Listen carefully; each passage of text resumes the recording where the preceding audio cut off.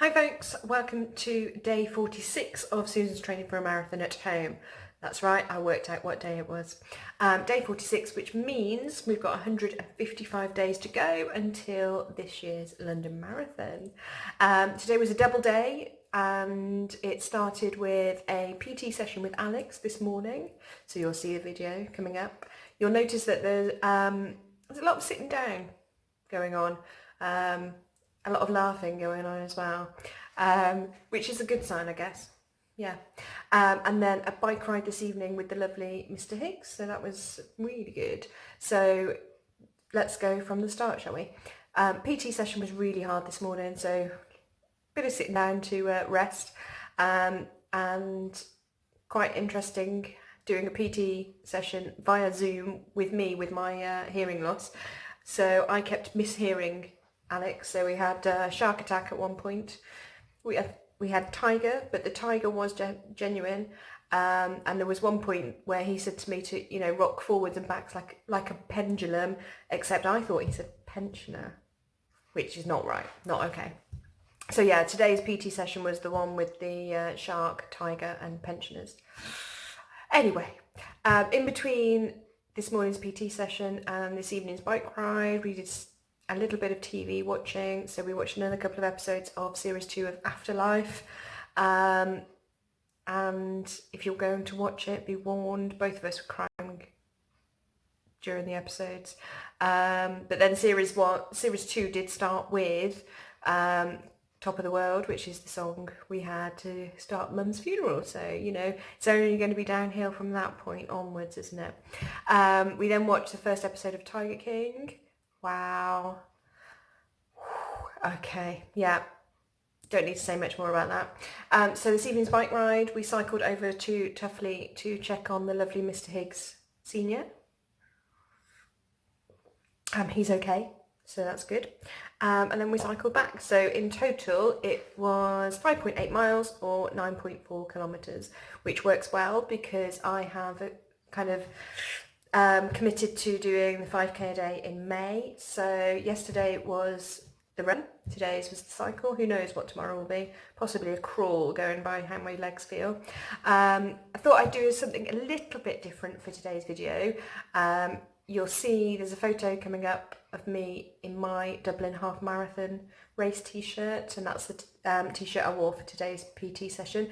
So I thought I would give you a little race report from that race. So I ran the Dublin Half from the Rock and Roll series back in August 2017. Because it's in the Rock and Roll series, it was brilliant, really well organised and entertainment as you're going round. At one point I was running behind 12 people who were all dressed full costume included, head to toe, dressed as a band Kiss, which was impressive actually think they were doing a half marathon dressed like that. So to start off with, we had a little holiday in Dublin because now we go on holiday based on where I run. But August 2017 was very close to Trev, the lovely Mr. Higgs, having shingles followed by neuralgia, so he was really poorly, especially that first couple of days, to the point where we were at the airport and I wasn't sure that we should be going, but we did it. Our accommodation was in student halls, which made it cheap and cheerful, on a small double bed, which was absolutely fine because, to be honest, when we're on holiday we don't spend a lot of time in the accommodation anyway. We're out and about. First couple of days we were in quite a lot because of Trev being poorly. What we did find was that with the bed up against the wall, there's not much other space in the room, and it was quite funny the night before the race when Trev had been hitting the wall just in his sleep. And we were woken up by banging on the other side of the wall by somebody who obviously was a bit grumpy about all the noise. One of the other people staying in the flats where we were was also running the race, so that was quite nice. And then things just went to pot on the actual morning of the race. So we checked the accommodation and we checked the tram times and all that sort of thing. And there didn't seem to be any extra transport going on that morning. Bearing in mind the race was on a Sunday. So we looked at the trams, and the first tram of the morning was about the last one we could risk getting time-wise to get us there on time. Well, we got to our tram stop, which wasn't the first stop on the line, and there was already maybe 15 to 20 people waiting for the tram. And when the tram came, it was full, as in crammed full already. So it just, yeah, we were just lost because we knew we couldn't risk waiting for the next tram because that would probably be rammed as well. So some people waited at the tram stop, other people ran on, and we had to walk as quickly as we could to the start line, which was a nightmare. It was a good 45-minute walk, and because of all the waiting around, I missed the start of the race, which was okay because it was a chip timed race. Had it been a gun timed race, it would have been a real pain, but it meant that I was tired and stressed before I even ran the race. My feet were killing before we started running, which is not ideal. Course was lovely though, through the streets of Dublin, I think we went over at least one of the bridges over the river. Not many spectators, but you know, as we went through, obviously it got later in the morning and people were around. I bumped into two ladies who were running.